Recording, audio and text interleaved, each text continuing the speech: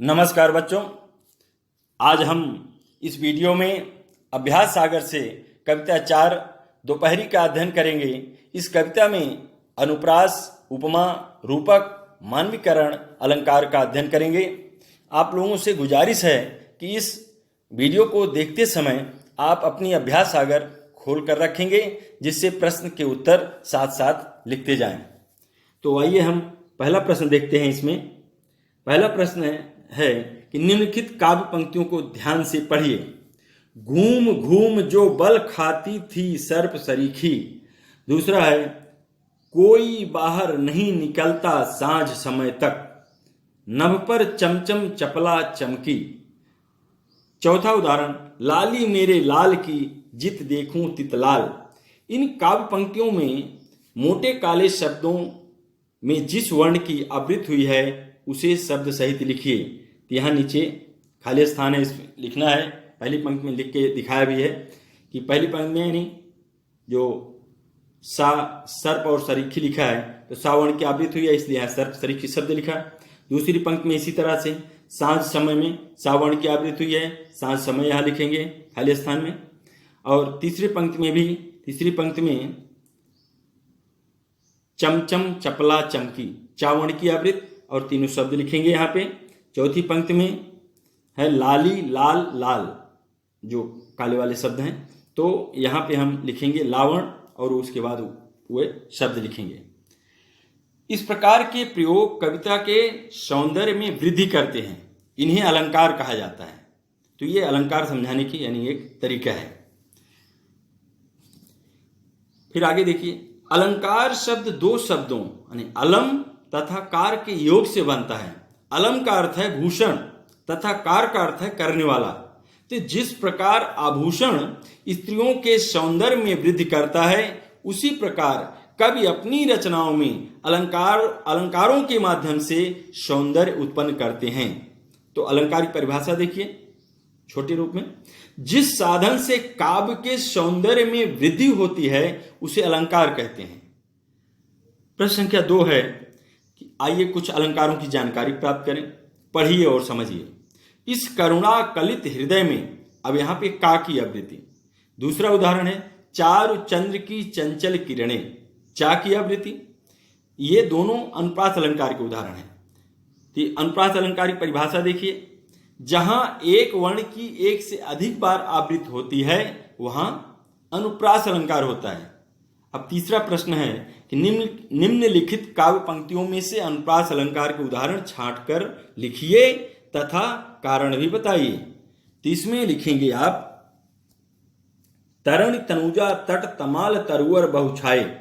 कारण बताना है कि इसमें कौन सा है, अनुप्रास अलंकार है। फिर कारण बताना है कि ता वर्ण की आवृत्ति एक से अधिक बार होने के कारण इस पंक्ति में अनुप्रास अलंकार है।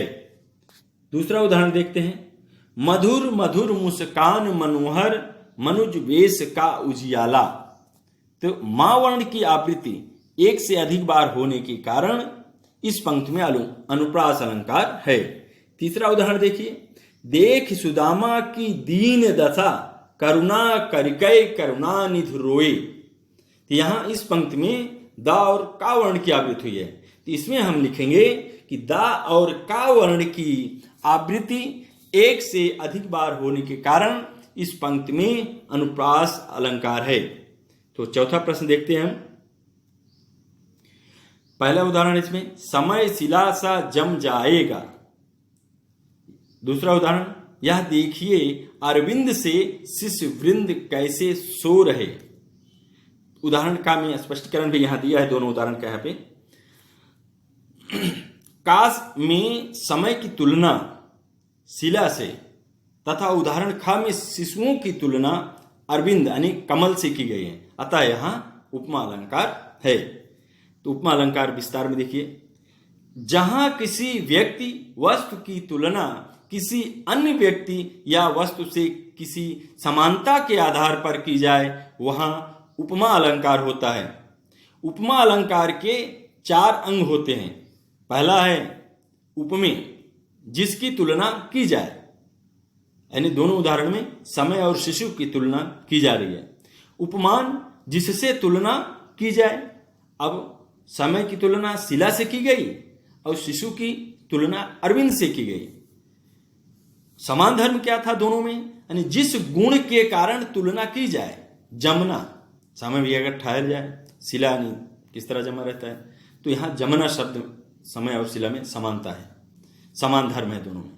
शिशु और अरविंद में, शिशु भी कोमल, अरविंद यानी कमल भी कोमल, तो दोनों में समान धर्म क्या है, कोमल। वाचक शब्द दोनों में क्या था, सा और से, तो वाचक शब्द क्या होते हैं, समानता बताने वाले शब्द। तो इस तरह से ये उपमा अलंकार हमने देखा। अब प्रश्न संख्या 5 में देखिए कि निम्नलिखित काव्य पंक्तियों में उपमा अलंकार स्पष्ट कीजिए। कविता की ये पंक्ति है, काली सड़कें तारकोल की अंगारे सी जली पड़ी थी।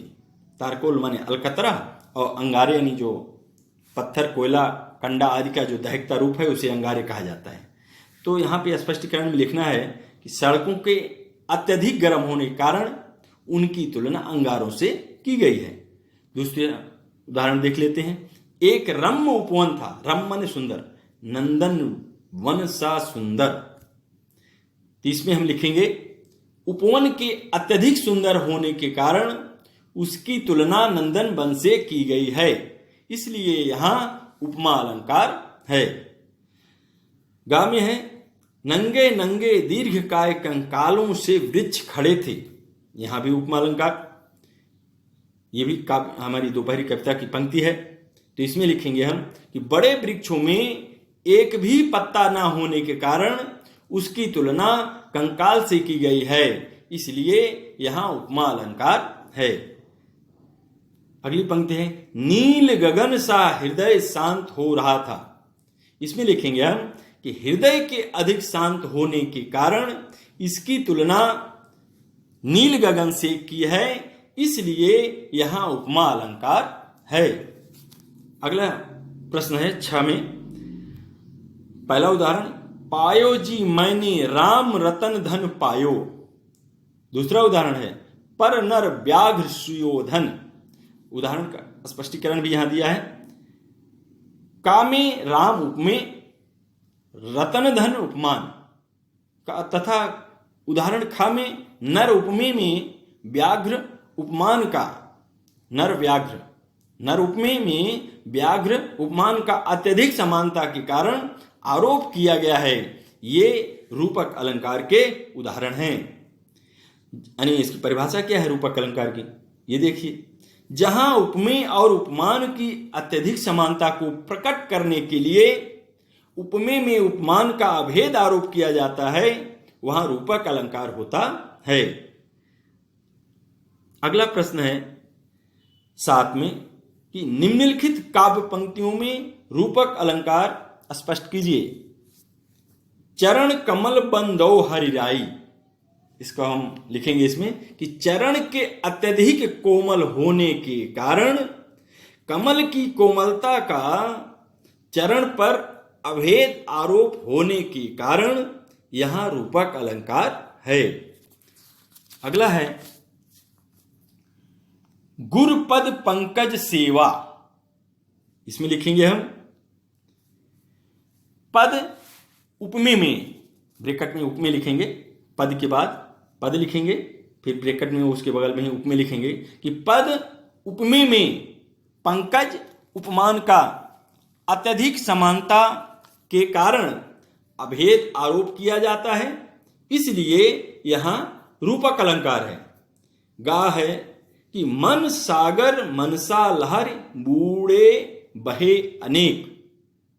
तो मन उपमेय में सागर उपमान का अत्यधिक समानता के कारण अभेद आरोप किया जाता है, इसलिए यहां रूपक अलंकार है। इस तरह रूपक अलंकार हुआ। 8वां प्रश्न है, आंधी इतराने लगी लगते ही आषाढ़ के। आंधी को मनुष्य के समान इतराने की क्रिया करते दिखाया गया है, अतः यहां मानवीकरण अलंकार है। तो अलंकार, इस मानवीकरण अलंकार की परिभाषा देखिए। जड़ अथवा अचेतन तत्वों पर मानवीय भावों, संबंधों और क्रियाकलापों का आरोप करके उन्हें मनुष्य के समान व्यवहार करते हुए दिखाना मानवीकरण अलंकार है। जैसा हम ऊपर हमने देखा कि मन आंधी इतराने लगी, तो आंधी को मनुष्य के समान इतराने की क्रिया करते दिखाया गया है, अतः यहाँ मानवीकरण अलंकार है।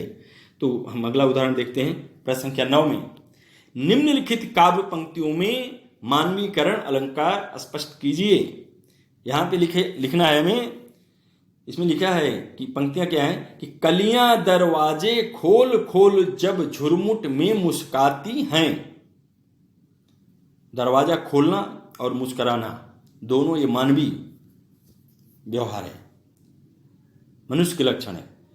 तो इसमें हम कैसे लिखेंगे कि कलियों को मनुष्य के समान दरवाजा खोलने की क्रिया करते दिखाया गया है, अतः यहां मानवीकरण अलंकार है। खा में है, खा की यानी अगला उदाहरण पंक्तियां हैं। जगी वनस्पतियां अलसाई मुख धोती शीतल जल से। वनस्पतियों को मनुष्य के समान जगते या उठने और मुंह धोने की क्रिया करते दिखाया गया है, अतः यहां मानवीकरण अलंकार है। अगला उदाहरण है, मेघमय आसमान से उतर रही संध्या सुंदरी परीसी धीरे धीरे धीरे। इसमें लिखेंगे हम मेघमय को मनुष्य के समान, ब्रैकेट में लिखेंगे संध्या सुंदरी, परी को आसमान से उतरते हुए दिखाया गया है, अतः यहां मानवीकरण अलंकार है। तो ये अगला है प्रश्न संख्या 10। निम्नलिखित काव्यांश को पढ़कर नीचे दिए गए प्रश्नों के उत्तर लिखिए। ये आप पढ़ेंगे तो आपको उत्तर इसमें मिल जाएंगे। खड़ी बोली की कविता है, बहुत सरल कविता है ये। तो इसको आपको पढ़ करके इस कविता को, इसके नीचे लिखा है जो प्रश्न कवि क्या करने के लिए कह रहे हैं उसका उत्तर लिखना है। धरा को कैसे जगमगाया जा सकता है उसका भी उत्तर आपको काव्य पंक्ति से देना है। कवि ने किन कार्यों को कठिन कहा है, उसी बाद अगला प्रश्न है कवि के अनुसार क्या करना सरल है। ये सारे प्रश्न के उत्तर आपको काव्य पंक्तियों में मिल जाएंगे, वहां से आपको समझकर लिखना है। ये एक प्रश्न है और कि कवि क्या कर दिखाने के लिए प्रेरित कर रहे हैं। तो अब आइए आओ दोहराएं। प्रश्न संख्या 11 में निम्नलिखित शब्दों में रा के उचित रूप का प्रयोग करके शब्दों को दोबारा लिखिए। हमने जो पिछली कक्षा में यानी पिछले पाठ में आपने पढ़ा है रा के रूप, विभिन्न रूप, उधर रेफ, अधर रेफ, है ना, या रेफ कहें, और पदेन रा उसका है। अभी इसमें गह लिखा है तो यहाँ ग्रह, गा में रा लगाएंगे। और इसी तरह जो है काम लिखा है तो माँ के ऊपर रेफ लगाएंगे रा का। ट्रेन में यहाँ पदेन रा आएगा नीचे। गाम लिखा है तो ग्राम बन जाएगा। धर्म को धर्म लिखेंगे। ड्रम, ट्रेन और ड्रम यानी डम लिखा है तो ड्रम बन जाएगा। ये दोनों में सेम रा प्रयोग होता है, पदेन रा इसमें आएगा। अब प्रश्न संख्या 12 में है कि निम्नलिखित शब्दों के शुद्ध रूप लिखिए। अब का में देखें आप श्रीमती लिखा है, इसका शुद्ध रूप ता में जो छोटी मात्रा है बड़ी मात्रा लगाकर लिखना है। ब्राह्मण में जो हा के बाद आधा माँ है, ये आधा माँ हा में जुड़ जाएगा, उसको शुद्ध करके यहाँ पे लिखना है। पैतृक शब्द है, पैतृक में जो छोटी मात्रा है उसको निकाल करके यहाँ पैतृक लिखना है। उसके बाद घा में चिन्ह शब्द है तो ना में हलन लगा है तो ना पूरा होता है, हा आधा होता है, तो हा के अंदर या हा में हलंत लगा के ना को अंतिम में लिखना है, लिख सकते हैं। इस तरह से शुद्ध रूप होता है उसका। अगला प्रश्न है स्थाई। स्थाई में बड़ी है तो यहाँ बड़ी हटा के या लिख के उसमें बड़ी की मात्रा लगा देना है। दृष्टि में द्रा लिखा है, दृष्टि नहीं होता है, दृष्टि होता है। तो इसमें यानी जो पैतृक में देख रहे हैं ताम के नीचे ऋषि वाला री लगा हुआ है तो वो यहाँ पे दाम लगाना है और ये पदेन रहा दा से हटा देना है, हटा के लिखना है। स्वस्थ में सा व फिर आधा सा और था लिखना है या हटा देना है।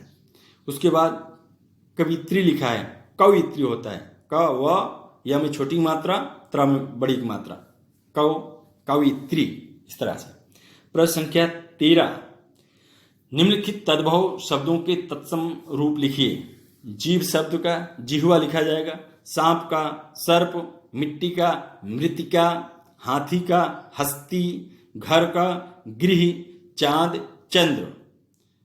अगला प्रश्न है प्रश्न संख्या 13, निम्नलिखित शब्दों में से मूल शब्द तथा प्रत्यय अलग अलग कीजिए। योगी में मूल शब्द योग और बड़ी ई प्रत्यय, लुहार में लोहा मूल शब्द, आर शब्द प्रत्यय, धार्मिक में धर्म शब्द मूल शब्द और इक, चूंकि माँ में छोटी मात्रा आते हैं, छोटी ई और का, इक प्रत्यय होगा।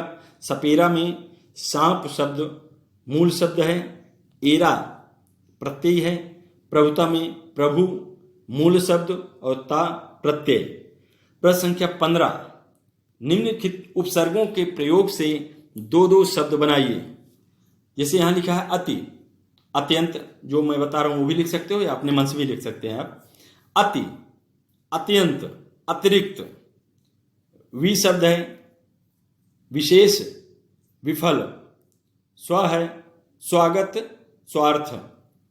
प्रा शब्द प्रचार, प्रस्थान। आ ह्रस्व अ है, इसमें आचार, अनाथ। प्रश्न संख्या 16 है, निम्नलिखित वाक्यों में क्रियापद छांटिए तथा उनके भेद लिखिए। तो इसमें किशोर आम खाता है, क्रियापद खाता है, भेद है, यानी क्रिया दो तरह की, एक अकर्मक क्रिया होती है और एक सकर्मक क्रिया होती है। तो खाता है क्रियापद है। अब खाता क्रिया किस तरह की है? सकर्मक क्रिया है। सकर्मक और अकर्मक में अंतर समझ लीजिए। जब क्रिया कर्म से युक्त होती है तो उसे सकर्मक क्रिया कहा जाता है। जैसे किशोर आम खाता है, तो इसमें आम जो है कर्म है, तो ये खाता है जो क्रिया है सकर्मक क्रिया है। आम अगर हटा दें इसमें से, किशोर खाता है, चूंकि क्रिया किशोर क्या खाता है तो उसमें उत्तर नहीं मिलेगा, यदि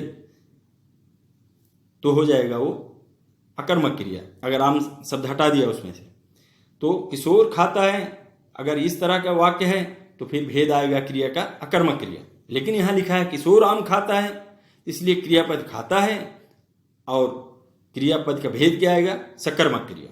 अगला उदाहरण, पिताजी दफ्तर चले गए, तो यहां क्रियापद में चले गए और सकर्मक क्रिया। अगला उदाहरण है, आकाश में पतंगे उड़ रही हैं, तो ये उड़ रही हैं क्रियापद, अकर्मक क्रिया है। अगला उदाहरण, रजत ने मां की चिट्ठी पढ़ ली, तो पढ़ ली क्रियापद है और सकर्मक क्रिया लिखना है। कमल पतंग उड़ा रहा है, तो यहां पर उड़ा रहा है क्रियापद और भेद क्रिया का सकर्मक क्रिया। तो इस तरह से हमने देखा 16। प्रश्न संख्या 17 में आते हैं, निम्नलिखित वाक्यों में उपयुक्त कारक चिन्ह से रिक्त स्थानों की पूर्ति कीजिए। जो 8 कारक हैं उनकी विभक्तियों को यहाँ पर प्रयोग करना है। जैसे लिखा है, अभिनव शेर, ब्लैंक्स है वहां पे, यानी खाली स्थान, देखकर डर गया, तो अभिनव शेर को देखकर डर गया, तो यहां पर को विभक्ति आएगी। रिक्त स्थान है, खाली स्थान है, तुम आ गए, तो अरे तुम आ गए, तो अरे शब्द आएगा खा में। गा में 2 खाली स्थान है, पहले में आम के पेड़, तो के विभक्ति पेड़ पर, यानी दूसरी विभक्ति पर आएगी। चिड़िया चहचहा रही थी। घा में 3 खाली स्थान है, सोहन ने लाठी से सांप को मारा, तो ने से और को विभक्ति लिखी जाएगी।